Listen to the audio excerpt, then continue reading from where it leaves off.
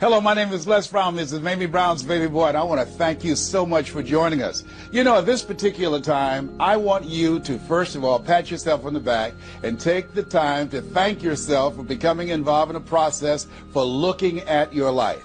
If there's ever time that we need to begin to stop and think and assess ourselves, that time is now. When you begin to look at the foreclosure rate that's going on in the country, and the foreclosures and the bankruptcies, and in addition to that, the violence and people losing their jobs, and the level of uncertainty and fear that people are feeling. And I think there's a level of stress in the air unlike anything we've ever felt before.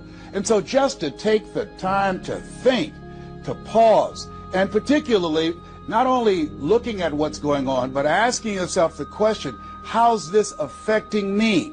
You know, we want to all become successful, but I've found that there's some success that's toxic success. What I mean is that you don't want to end up going after goals and dreams and neglect yourself. I want you to think about your goals and dreams and things that you want to achieve, and at the top of the list, I want you to put up there your strategy for being here. I just came from the doctor. Let me share something with you. I don't care what goals and dreams that you have. You've got to have your health in order to be here. So at the top of my list, and I'm suggesting you put it at the top of your list, your strategy, your game plan for being here. What are you going to do to take better care of yourself? That's one of the first things I want to ask you about. Because when I look at my life at 64, and I used to think people in their 50s were old, but now that I'm 64, I said, look here, people in their 80s and 90s, they're old people. My goal is to be here not only just to see my grandchildren, but to see my great-grandchildren and my great-great-great-grandchildren. But in order to be here, that's not just lip service, that's a commitment with my time, with my energy, and the choices that I make. So I want you to think about your strategy for being here, and I want you to think about your goal for securing your life in your future. See, as I get older, my goal right now is to become an asset to my children rather than a liability, financially and physically. See, I don't want to be a burden to my children. I don't even know if they like me that well. See, I love my mama. My goal and dream was to take care of my mother. I did that. I brought her home. I took care of her until she's 89. But children, they're different today. These are different type of people up in here. You don't know what this generation might do. Now, I know they say, Darren, we love you, but I really, really want to stay in good shape and take care of myself because I don't want to be around the house and my kids saying, look here, who's going to take care of him today? All he's doing is sit around talking to himself, talking about, yes, I can, and yes, I will, talking out of his head. No, I don't want that kind of party for me. My goal and objective is to die young at an old age. So I have a game plan. I don't like to eat vegetables all the time, but now I feel like a silly wabbit. Why? Because I realize at this stage of my life, I've got to eat more vegetables, I've got to get more rest, I've got to drink more juices, and I've got to do all of the things that make the healthy choices that will say to my body, Les, you plan to be here, I see that you're serious, so I'm going to take care of you. I do 160 push-ups every morning nonstop. Why? I couldn't do that at 15 or 20. But at this stage of my life, I've got to do those kinds of things in order to challenge my body, to stretch my body, and to indicate I plan to be here. What's your plan? What's your goal? Because if you don't have a goal for being here is not a given. When I was a kid, we used to go to funerals of old people. I can't tell you how many young people whose funerals I've gone to. I can't tell you how many. And so, and there's something about between 40 and 60. I don't know what it is about that period in time. Between 40 and 60, if you're approaching 40, I can tell you, and you already know, life begins to intensify.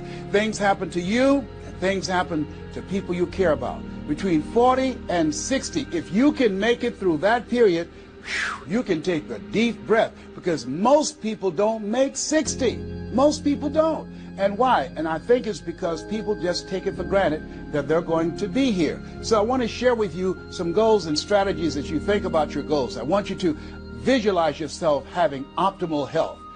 Having your right mind. I used to ask my mama, every Sunday you stand up in church and other older members of the church say, I want to thank the Lord for waking me up in my right mind this morning. Why do y'all say that all the time? She said, don't worry, son. You live long enough, you'll find out. She was absolutely right. I went in the room the other day to find something. I got in there. and I couldn't remember what I was looking for. I came out, I remembered what I was looking for. I went back in, I found it. Then I couldn't remember why I was looking for it. One of my children said, Daddy, you need some ginkgo biloba. I said, what's that? She said, something for your memory. I went down to the health food store. I was walking around. The lady said, may I help you, sir? I said, I forgot why I'm here. She said, you need something for your memory. I said, I know. So they took me over to a little section, and I bought the stuff, and then I took it home. Now, I can't remember where I put it. So when I got up this morning, I said, I want to thank the Lord for waking me up in my right mind this morning. See, if you woke up in your right mind this morning, that's a good thing. I called a friend of mine the other day, Miss Williams, said, Miss Williams, how you doing? She said, baby, I'm doing good. She said, I went to the bathroom by myself, not all myself. I said, too much information, too much information. Let me tell you something. Well, that's a good thing. I know about that. I've been in the hospital. I know what it is not to be able to move. I know what it is to have back challenges. I know what it is to be in pain. So this thing called life, you got your health? Let me share something with you. That's a good thing. A friend of mine, Bishop T.D. Jakes, said, if you got a problem man or money can solve, you ain't got no problem. I can agree with that. And I learned some things going through that experience. And really, I should say, growing through that experience. My goal at that time was to be here. And trust me, it's better be seen than to be viewed. Are you feeling it, brother? Up in here, up in here. So I want you to think about your goals and dreams. And here's what I want you to do right now. I want you to say to yourself, it's possible. It's possible. And I want you to follow along with this process. As you think about your goals and dreams, I want you to write this down. I'm going to give you some strategies for maintaining this possibility mindset. I want you to write down mindset maintenance. Mindset maintenance. Let me share something with you. The easiest thing that I do every year is to live my dream. That is, helping people to realize their potential, to step into their greatness, challenging themselves, reinventing themselves, to start their own businesses. I've helped over 400 people earn millions of dollars. The easiest thing I do every year is what I do on a day-to-day basis, going into prisons and juvenile detention centers, teaching young people mindset development, how to become effective communicators, how to dress like a prospect rather than a suspect. Those are the easy things that I do. Let me share with you the most difficult thing that I've ever done in my life. And that was to believe that I could do it. That's the most difficult thing that I've ever done in my entire life. To believe that I, Les Brown, who was born in an abandoned building on a floor in a poor section of Miami, Florida, with a twin brother.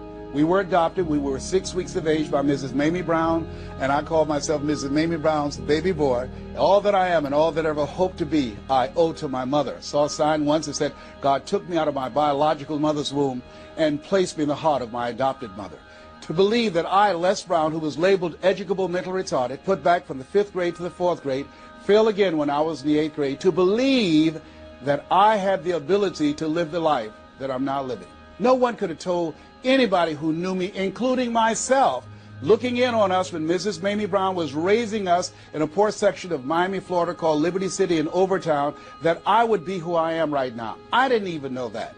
And I want you to think about your goals and dreams, and I want you to expand them. Why? Because it has been said that most people fail in life not because they aim too high and miss. No, most people fail in life because they're just like I was for 14 years. They aim too low and hit, and many never aim at all. Not at all. They just go through life surviving. Someone said that many people die at age 25 and don't get buried until they're 65. I was talking to a friend of mine named Rosia, and I said, Rosia, how you doing?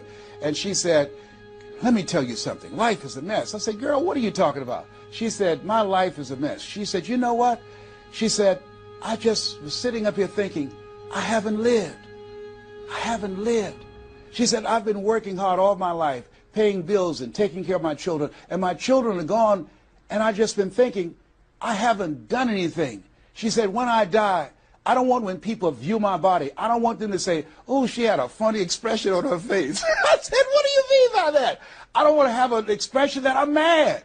Because if I died right now, I would be mad. I said, why? What are some of the things you'd like to do? She said, travel. I would love to travel. I'd like to see the pyramids. I've never been to Paris. I want to go to Paris. I've never been there. There are things that I want to see, things I want to do. She said, I want to make a difference in young girls' lives, teenage mothers. I was a teenage mother. I want to be able to make a difference in their lives and see the impact that I had on their lives. And she mentioned a variety of things. And I remember a story about a lady who went to the doctor, and she was diagnosed with terminal cancer. And she came home, and she was sitting at a table, and she was drinking some coffee, and all of a sudden, she just looked up and she said, "I refuse to die an unlived life. I refuse to die an unlived life." And she decided that she was going to live. That up to that point, her life was for her family, for her children, for her husband, but she had left herself out of the equation. Have you ever done that? I remember at a period of my life, I was going to work, and I was working on a job that I hated.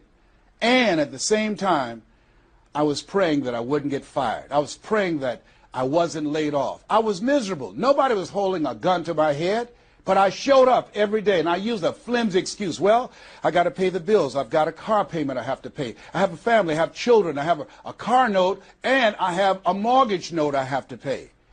I've got to survive. I was showing up for a paycheck. Ladies and gentlemen, that's not living. And a friend of mine said, "You know when people change?" And I said, "No." He said, "When they get to the point when they say, 'I've had it. I've had it.'" I think the only reason that you're listening to me right now, the only reason that you're watching this webinar, that there's somewhere in your heart of hearts that you've said, as you looked at your life, you said, "I've had it." And not only have you said, "I've had it," but you said also in your heart of hearts, "I can do better than this." And let me share something with you. You can. Because if anybody told me, and I'm going to share some things with you that I've done, not for the purpose to impress you, but to impress upon you what the possibilities are when you work on your mind and have mindset development. Because I've found that how people live their lives is a result of their state of mind. It has been said, you don't get in life what you want, you get in life what you are. So part of the process, number one, is expose yourself to positive messages.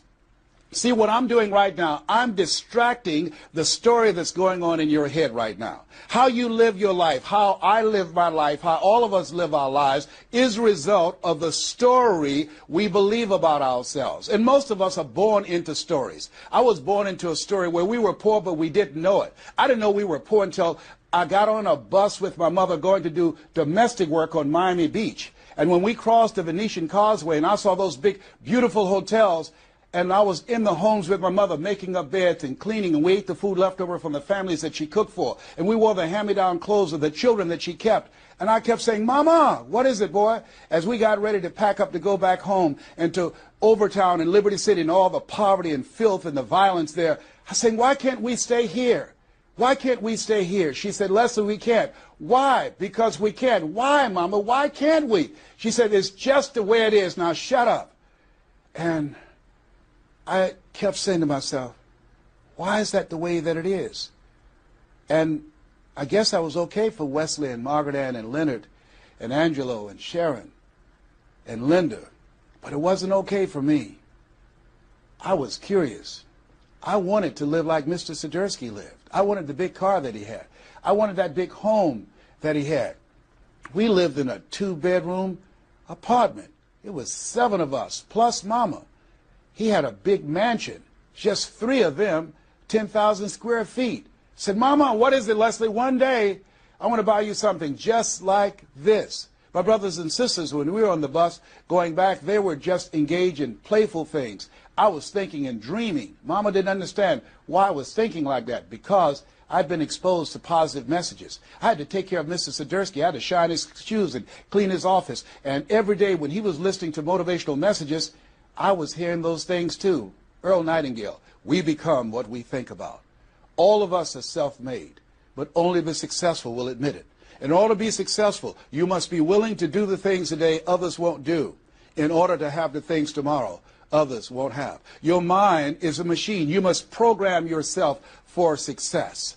Wow. When I heard those words, I said, wait a minute. I can program my mind for success. I can program my mind for wealth. You can too. Trust me. I've earned over $55 million in the last 28 years. Anybody told me that I would be doing what I'm doing right now? I spoke recently in Sweden. They paid me 40,000 euro for an hour speech. I had no idea. that this Les Brown that you now see had the ability to do that. I used to work for the Miami Sanitation Department as a garbage collector. I used to be a janitor. I used to do door-to-door sales. I used to work for Sears in Miami on Biscayne Boulevard. I had no idea this Les Brown that you now see had the ability one day to give lectures at Harvard or Yale or Dartmouth University. I had no idea that this Les Brown existed. I don't tell you that to impress you, but to impress upon you. There is more in you. Simba, there's more in you than you have been expressing. All of us have seen Lion King, some great symbols in there. And I say to you, there's more in you right now than's represented in your bank account. There's more in you right now that's being reflected by your life right now. Your life is not a true reflection of your potential. You have greatness within you. You have the ability to do more than you can ever begin to imagine. There's a reason that my favorite book says, as a man thinketh, so is he. And as he continues to think, so he remains. In order for us to begin to break into that level of greatness that we have within ourselves, you have to make a conscious choice every day to expose your mind to positive messages. So I put myself on a regimen. I do this every day, and I suggest that you do it. Write this down. Number one, listen to motivational messages every day. If you have Choosing Your Future, a set of tapes, the CDs that we produce, or Creating Your Greatest Life, I guarantee you, if you do what I'm sharing with you right now, for 6 straight months, every day, your life will never be the same again. I guarantee it 100%. You listen every day for 1 hour to Creating Your Greatest Life, any of those messages, because faith comes by hearing and hearing and hearing. What it will begin to do is interrupt the story in your mind. It will override the story that you believe about yourself. It will distract all the negative thoughts that you have that's holding you back, that held me back for 14 years. When I used to go see the #1 motivational speaker on the planet, Zig Ziglar and Tony Robbins, and my heart said, I can do that. I love to help people. I'm just like my mother. And then my mind would ask how. And I went from my heart to my mind. And my mind would say, Les Brown, you don't have a college education. Les Brown, you've never worked for a major corporation. Les Brown, you were labeled educable mental retarded. They call you DT, the dumb twin. You're not as smart as your brother. Have you ever thought about something you wanted to do and you convinced yourself that you couldn't do it? See, sometimes we need to have some external voices. And so by listening to motivational messages, that began to override the negative thoughts that I had about myself in my mind. And it gave me a new story and empowered me and gave me a vision of myself beyond my circumstances and mental conditioning and started me to writing a new chapter in my life. And so now, money will never be another issue for me. And that was an issue for most of my life because I didn't know what I didn't know and I thought I knew. So one you have to do is that you have to have a mindset development strategy where you are deliberately taking an hour every day listening to a motivational message. Every day. Here's something else. Read 10 to 15 pages of something positive every day. Why? And read it with conviction and stay focused. 10 to 15 pages every day. This is 7 days a week? Absolutely. Absolutely. Every day. McDonald's know that you know where they are. Burger King know that you know where they are. But every day they have some advertising. They have billboards. They have radio. They have television. Why? Because by exposing you to those messages, that will begin to impact your behavior. And it will drive you into the place to purchase what they're advertising. Now you're advertising for your greatness. And faith comes by hearing and hearing and hearing and hearing. So you want to listen to positive messages every day. You do this, I'm telling you, your life will never be the same again. And read 10 to 15 pages of something positive every day. I read 2 to 3 books a week. Why? Because I have goals and dreams of things I want to achieve. I want my life to count. I want to make a greater impact. At this stage of my life, I'm working on my children's education. A good man leaves a legacy for his children's children. So I'm working on their education at this point in my life. And as I begin to look at myself, in order to achieve more, to do more, I know I have to work more on my mind. And let me give you an example of how this works. The most money I've ever earned in an hour and a half, $260,000. That's the most money I've ever earned in an hour and a half. A lot of people work a whole month and don't do that, or 6 months. Then, and this is the next thing I want you to do. I want you to look at your relationships, and I want you to upgrade your relationships. See, MIT did a study, and this study indicated that you earn within $2,000 to $3,000 of your closest friends. Not only did I start reading books every day and listening to positive messages, but I separated myself from my friends who did not have goals and who did not have dreams. Why? Because people rub off on you. It's called a mind virus. you earn within $2,000 to $3,000 of your closest friends. So when you upgrade your relationships, you got to ask yourself the question, who is it that I need to associate with, that I can learn from, that I can grow mentally, emotionally, spiritually, and financially? By aligning myself with another person that I can learn from. And Dr. Dennis Kimbrough said, if you're the smartest one in your group, you need to get a new group. Whoa, think about that. I was the smartest one in my group. And then one person called me who had been admiring me for years and said, Les, I want you to coach me and my trainers on how to tell a story and create value for an audience. And I want to share with you some things. I want to teach you some things, old man. I said, is that right? He said, yes. You always say you're never too old to learn and you're never too young to teach. I want to teach you some things. I said, okay, I'm open to that. Now, let me share this with you. He blew my mind. The most money, as I mentioned to you, I've ever earned, speaking to over 8,000 people in Salt Lake City, Utah, $260,000. I did an event with this individual, just over 500 people, because of what I learned from him, because I upgraded my relationships. I earned over $410,000 in an hour and a half.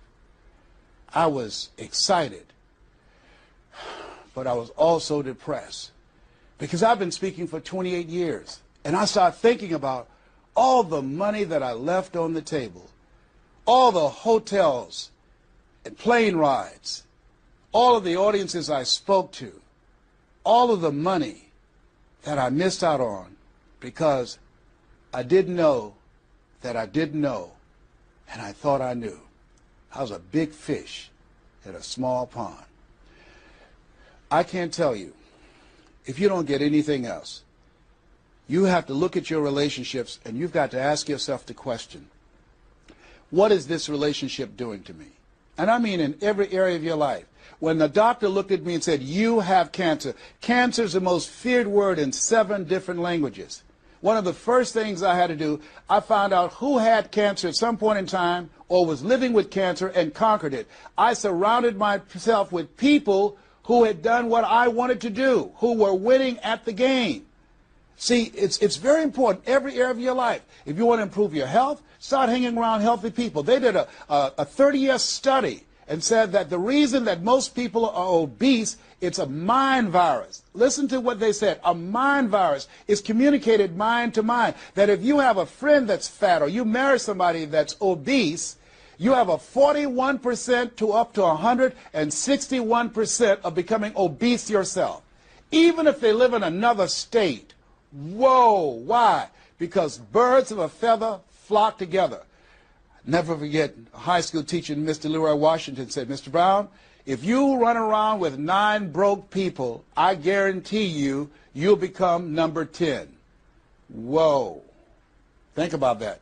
Part of your mindset development, not only listening, not only reading, but you have got to look at your relationships, upgrade your relationships, and continue to evaluate them and make sure they're an asset to you and not a liability. My son John Leslie is a motivational speaker. He has a saying, who should you count on and who should you count out? See, there's some relationships that can start out real positive, and then sometimes we outgrow people. Has that ever happened to you? Have you ever outgrown someone? Somebody you used to be close to, used to be your bosom buddy, and then you haven't been together for a time, and then when you get together, you have absolutely nothing in common. Sometimes that happens with family members. My twin brother, it's a strained conversation because he's talking about, Les, did you hear who died? No, I don't get up reading the obituary column. I'm glad my name is not there. Hello, I don't care. I'm focusing on living. Our conversations are so different. Isn't it interesting how you could be raised in the same family, same circumstances, by the same parents and end up dramatically different? It's called life. Here's the other thing that's very important. Write down the goals that you want to achieve. Write them down, put them on a 3x5 card, and I want you to use a King James Version Bible and Matthew 7:7, ask and it shall be given, seek and ye shall find, knock and it shall be open unto you. I want you to write that on one side of the card. On the flip side of the card, I want you to write down one major goal that you want to achieve. And you want to read that 3 times a day. 3 times a day. What are you doing? You're hypnotizing yourself. And you're dehypnotizing yourself. What you're doing is you are dispelling the myths and all of the spells that you're living under. I think that a poverty mindset is a spell. I think that people go so far, and because they're mesmerized by life, they unconsciously stop. And you have to break that spell by constant attention. So on one side you read your goal, that one major goal, 3 times a day. Then the flip side, you flip that scripture over. Ask and it shall be given. Seek and ye shall find. Knock and it shall be given unto you. As you read that every day, 3 times a day, I can tell you, amazing things, breakthroughs will happen for you. Now, we're going to take a break right now, and I want you to take the time to think about this one thing. What is it that you're going to do differently? Because in order to do something you've never done, you've got to become someone you've never been. You've got to be willing to give up who you have been to give birth to who you can become. I want you to take the time and write down one radical change that you're going to make about you. And you know, if you do that, your life will never be the same again. This is Mrs. Mamie Brown's baby boy, Les Brown. We're going to take a break right now, and we'll be right back.